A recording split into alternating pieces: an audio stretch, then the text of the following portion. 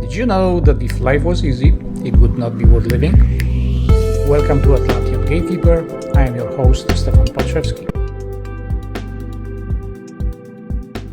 You already understand from the links that I provided for you in part 1 what might transpire. However, those are mostly speculations.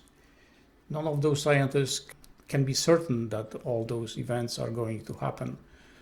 Suspected events may happen. Plenty of the evidence is placed in one basket. For example, I already mentioned that the flooding may not be from that time, from the actual reversal. It's possible that the flooding, the cataclysmic flooding, was part of the interactions between Earth and Venus.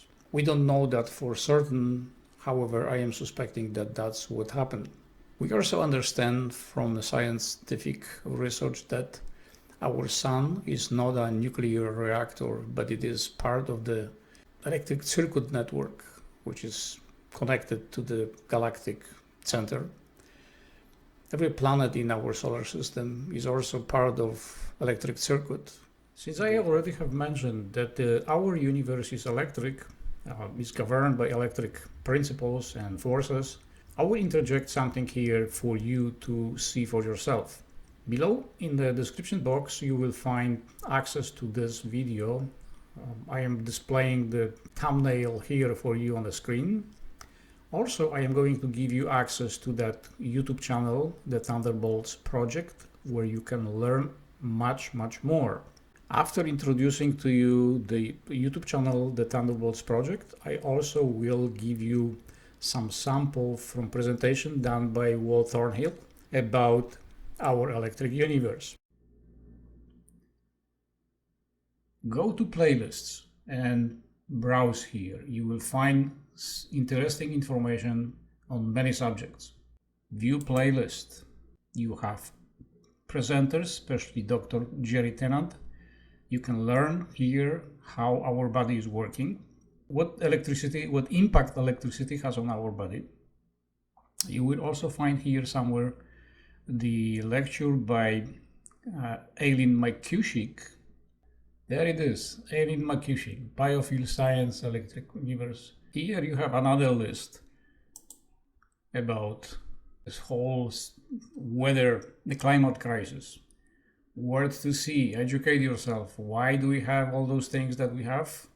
And then there are the single videos. One of them is presentation by Walt Thornhill about Velikovsky's astronomy. Plenty of stuff that you can see here, and you can understand what world we are living in, what is the influence on our mind, on our body, on our environment, on our animals, plants, and everything else.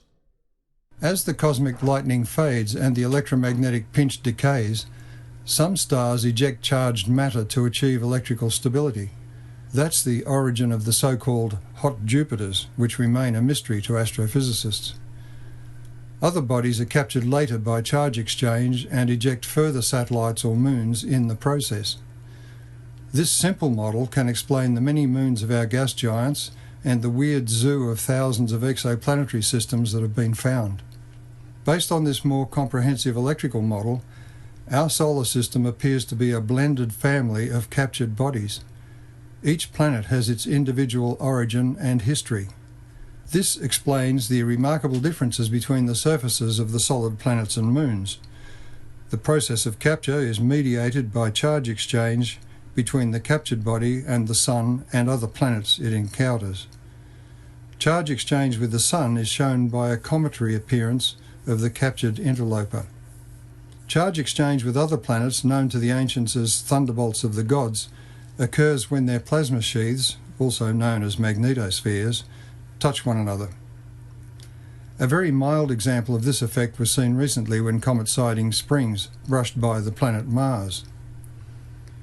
Obviously, the claim for periodicities using radioactive dating is invalid if the Earth has had highly energetic electrical exchanges and matter transfer with other bodies in the solar system. Of course, it is tempting for geologists who are told the Earth has followed the same orbit for billions of years, and they can rely on radioactive dating, to see periodicities in data when there are I none. think the magnetic changes, they are part of a process. They are part of a much larger process that is serving a specific purpose.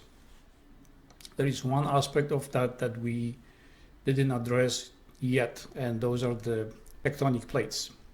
One of the aspects of the crust is that the continental plates, the crustal plates, they are shifting right now as we speak.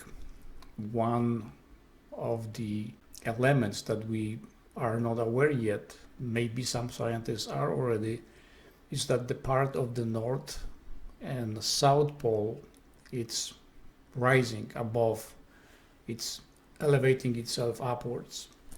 And the parts that is supposed to be the new north and south are start caving in. This process is very gradual. Because of the movement of the crust, we are going to see more and more earthquakes. And earthquakes very severe, not just a little bit, like here and there, 6 or 7 on the scale, but they are going to be above 9. They're going to be like very destructive, and the casualties are going to be very high. This is around the corner. I do not know exact dates, but I know that the Mediterranean area, all the way from Spain all across to Indonesia, India, China, is going to be on the rise. The parts of Afghanistan are going to be affected, but also Africa, Europe, North America, South America, New Zealand, Antarctica. Those parts are going to be affected, and there is no a single country or single continent where they can have some kind of avoid this. This is a global phenomenon where the globe, the whole Earth, is adjusting, is going into the period of resetting itself. It's welcoming new environment. Polar shifting and polar reversal is indicating that the new cosmic pulse is coming in.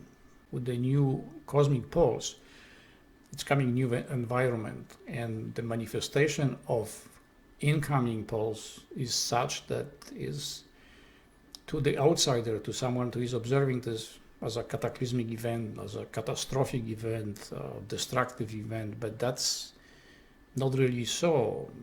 You do know that if you want to have a renovation at home, you need sometimes to knock off one wall or maybe 2 walls, rip off the floor, maybe get rid of the ceiling, or there is always mess in construction. When you are doing remodeling in the house, it's a messy situation. Same thing on a global level.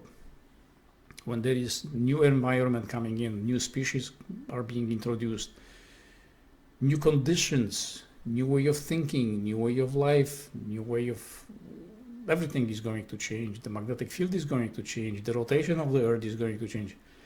Those elements require that some of the old patterns to be diminished, to be demolished. And people are viewing this as a very scary, damaging, violent event, but it is not.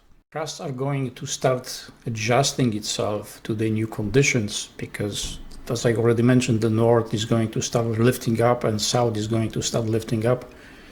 And the new south, supposedly new south and north, starts to caving in.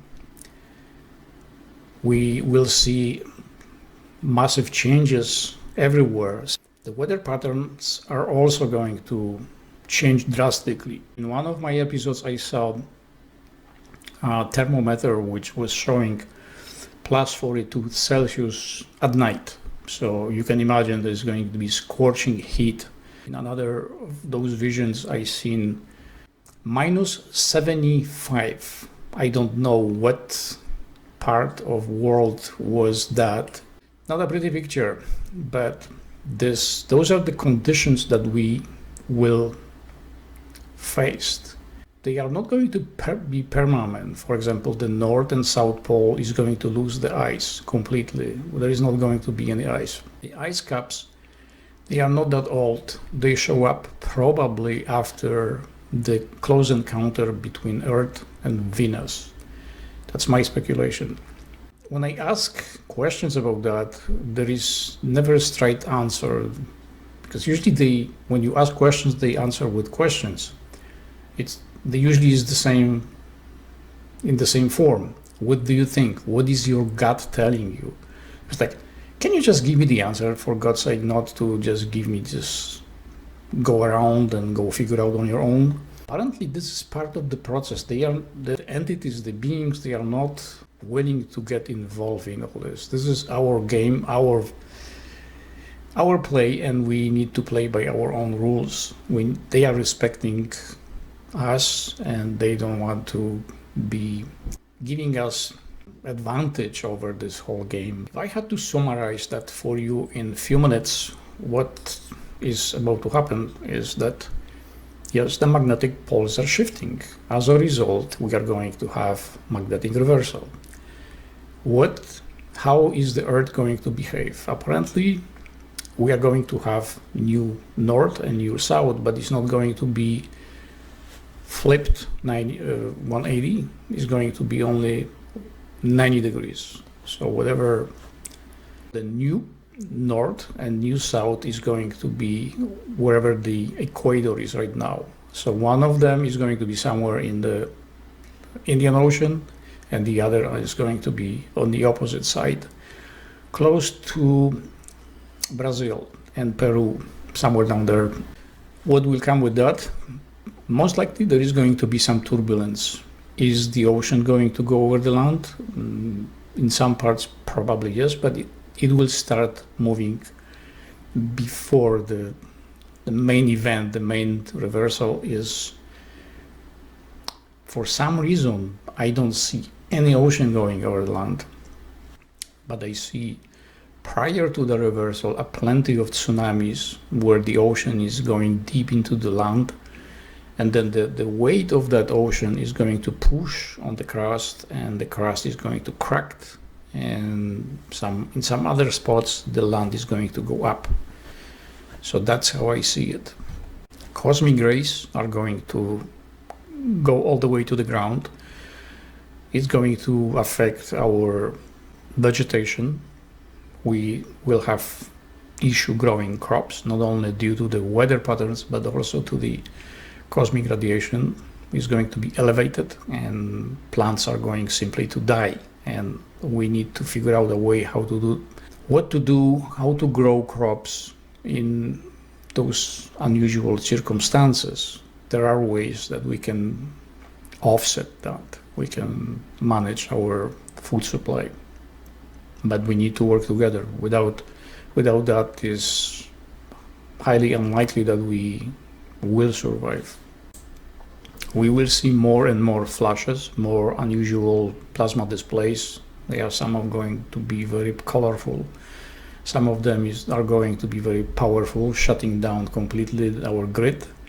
People are going to migrate from cities to the farmlands because cities are going to be useless. All the infrastructure is not going to work.